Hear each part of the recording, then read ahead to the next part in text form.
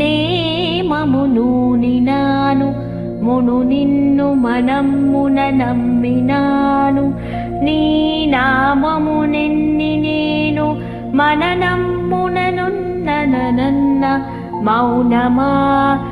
నేమన నిన్ను మాని నిను నేమన మిన్నుననుండనామి. నన్నోము మనన్న మానమున నోముము నిమ్మిని చంద్రశేఖరా. భావం: ఈ పద్యంలో భక్తుడు పరమేశ్వరుడిని ఎంతో వినయంగా ప్రార్థిస్తున్నాడు.